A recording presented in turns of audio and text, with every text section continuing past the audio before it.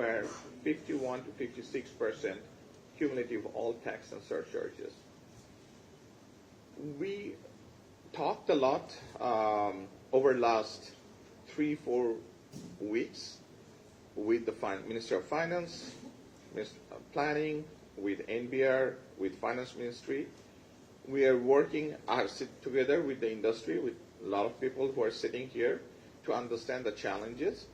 And what I can promise you, the government is looking this thing holistically and very sincerely that how we can reduce this and help this industry. In the same time, we also need to understand the tax to GDP ratio for Bangladesh is 6.5%, one of the very lowest in the world. And if you look into the World Bank IMF report, there is a serious concern because how low is our tax to GDP ratio?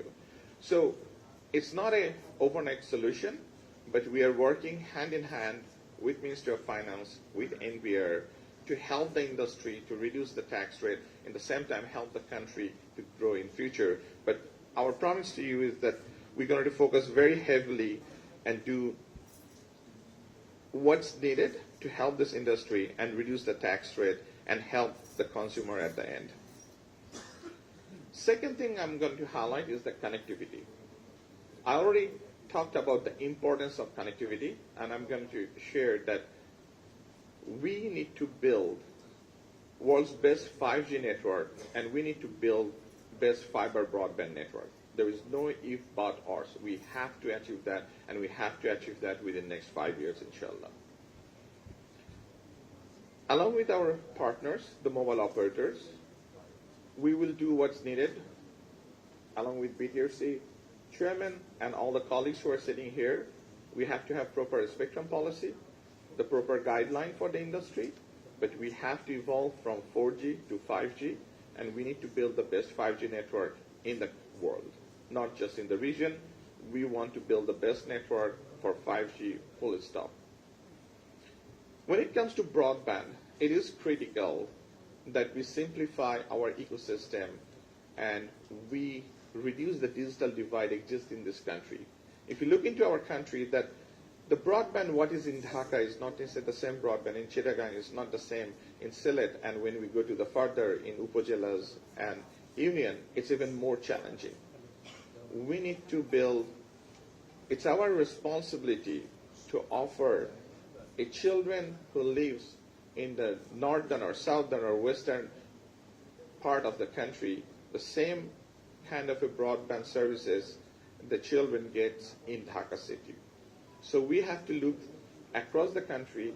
We need to build a robust backbone.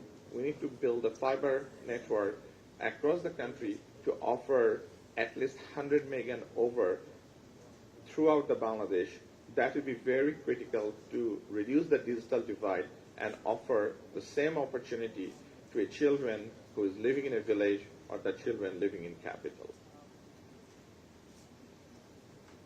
Number 3, we need to build, and we promise that this will be one of our key focus for next 2 years. One citizen, one digital ID, one digital wallet. We as a country does not have national data bank. We as a country does not have a data bank where all our ministries' data is connected. We as a country do not have the data talking to each other and gives an informative decision on time so the government can make timely decision. So we want to build a database to have all 180 million people's data, any newborn to elderly people's, everybody's data, and we want to give a digital ID to every citizen of this country, and that data and that digital ID we want to connect with digital wallet.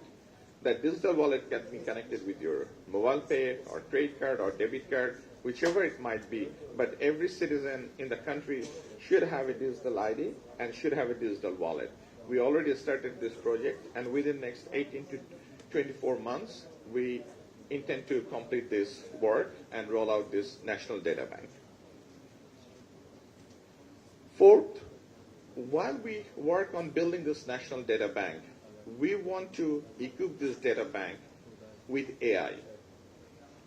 Last 15, 20 years, there are a lot of technology our country has adopted. There's a lot of technology our country has not adopted. AI gives us an opportunity to leapfrog all the deficiency what we had and get ahead of the world in a meaningful way.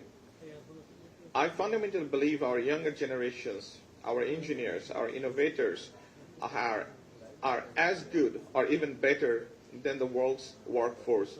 And should we equip them with the right technology, right education, right training, we can really go and we can deliver better than the world and be one of the great engineering force and one of the most innovative country in the world. So we want to adopt AI, we want to train our younger workforce, our young graduates, our students with AI technology, and through AI, we want to implement that in our data center, CDN, in POP, everywhere, and we want to bring AI into the government service as well. It's very easy to say that digitalization, but it's not just the digitalization. Leverage the agentic AI, and through the agentic AI, make the digital service easier, cheaper, and better for the people and for the government. And last thing I would say is that there is two things where we can create meaningful jobs and we can transform this country and establish this country in a global landscape.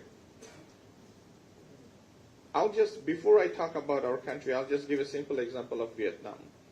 In 2015, Vietnam used to earn $1 billion from electronics-related equipment export. $1 billion in 2015. Last year, Vietnam earned $165 billion just from electronics industry, just from the export. In 10 years, a country has transformed and becoming a global hub. And there is no reason should we support our exporters, our innovators, our factory workers, our businessmen, why cannot Bangladesh achieve that? We are looking into overall that what needs